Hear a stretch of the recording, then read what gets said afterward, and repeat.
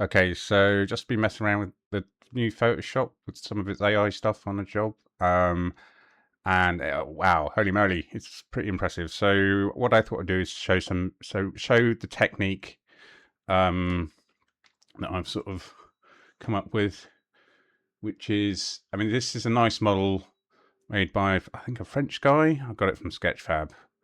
Aurélien Martel, I think. It's a nice model. So anyway, done the screen grab and then into Photoshop. And then go for new from clipboard. Will it do us? All right, cancel, close, paste. There we go. And I'll just crop it to size. Is the new? I mean, I guess this is kind of old news if you've, if you've been using Photoshop for a while. But I had like I guess a sort of matte painting type job where I had to come up with some backgrounds, and this was the method: generative fill, and then we'll go street scene. Oops, that's the wrong, not how you spell scene. Cancel that. Scene. And so, yeah, first of all, there was this, the generative fill, where you could just, if you give it something, I mean, you can start with a blank thing, I think, but if you give it something, an actual image, it will create, it's not one-to-one. I was hoping I could do the projection trick, but it doesn't seem to match up identically. So you would have to, do the UV projection and then go into the UVs and move them around to get them to line up perfectly, which would be a bit of a pain with this sort of thing. But for just having because having control over the AI stuff is the thing, right? Is if you want a street, but you want it to be the geometry, the camera lens to be such, the style of the buildings to be such, where the windows are, lampposts, this sort of thing, then of course you can lay it all out in 3D roughly, and then just run it through the AI thing, right? So it's, oh no, why is this not working? Generate again. Something went wrong. Try again. Okay. Yeah, so I'll show this and then I'll show you the remove thing, which is also pretty impressive once we've got a realistic looking street, and the upscale thing, which is also impressive, right? So it's quite a lot of, because you've got the Topaz Bloom upscaler, which is a sort of AI one. So as opposed to just the normal. There you go, right? But you're thinking, oh, this is a bit low res. Can we have it upscale, please? So then we go. So this is a sort of sort of workflow that I'm messing around with at the moment. So image size, and then we go. Let's say 2x. We'll change it from to Topaz. Oh, one other thing I forgot to mention is you need to change it from the Firefly on the generator to Nano Banana, I think is using. So I'll show you that in a sec. Anyway, let's just go. Let's try it. Oh, it's too big, so we need to make it slightly smaller. Okay, so let's just copy that. Copy to a new. So I've been trying to get out of the Adobe universe, but this workflow is just too seductive. And that I might have to come back. I mean, certainly if I get more of this, I mean, more work, I'm definitely gonna go. Yeah, I might have to come back. More sort of backgrounds, putting in backgrounds work. So let's go 50%. Okay, and then we'll use the upscaler image. Probably think, why shrink it down? But I'll show you instead, because the upscaler is quite amazing as well. Generative, Firefly. We'll go to Topaz Bloom. Let's go to 4x if it'll let us do that. Oh, it's too big. I don't know. Okay, we'll just try that. I'll show you. Because with the AI-ness, I was super impressed.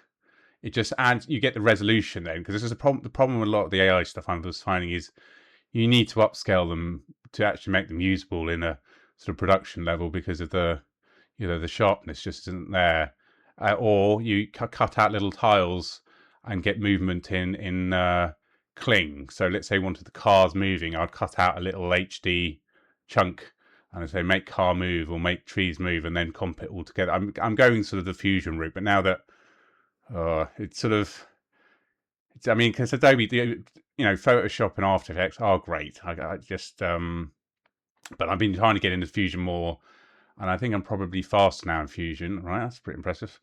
And so what else can we get? Oh, something else you can do is change the time of day. So let's say we want it overcast, right? This is a common sort of thing. Generative fill, make overcast.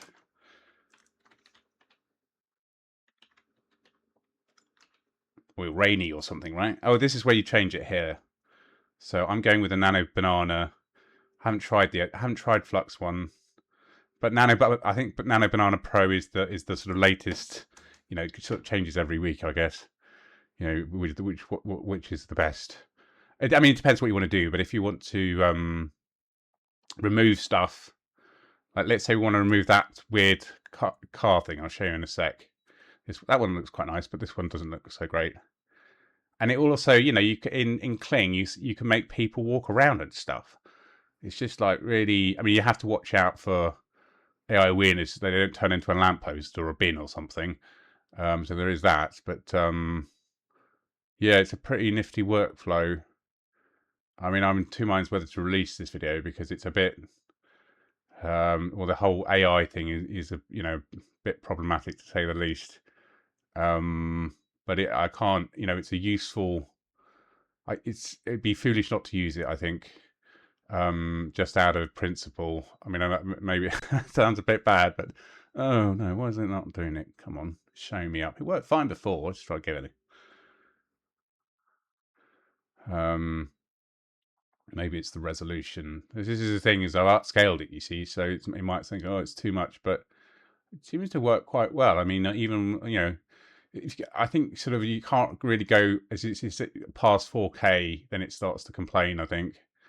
But when you sort of you would have localized it. Oh, I'll move. So there we go. So it's overcast now. Let's say we want to remove the car.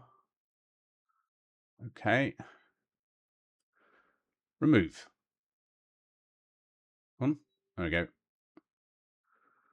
And it will put the little patches and stuff as layers. Isn't that impressive? What else can we do? I mean, we could say, let's make the road, instead of cobbles, tarmac. Let's change it to the polygon tool.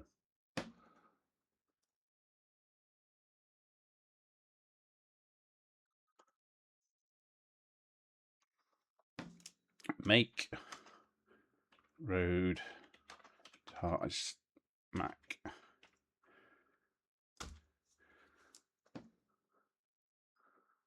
And but yeah, I mean, obviously it's there is the sort of ethical issue how all this stuff is trained and all the rest of it, and people, the whole mega corporation saying, oh, it's fair use, OpenAI or whatever. That's their excuse, is that they can ignore copyright. I don't know, but there you go. There's also, we seem to be going down the street now. See, I don't know quite. But anyway, I hope I demonstrated. Yeah, or let's change it. Let's make it morning. Let's see if we can take, or golden hour or something, because it's a bit sort of dull, isn't it?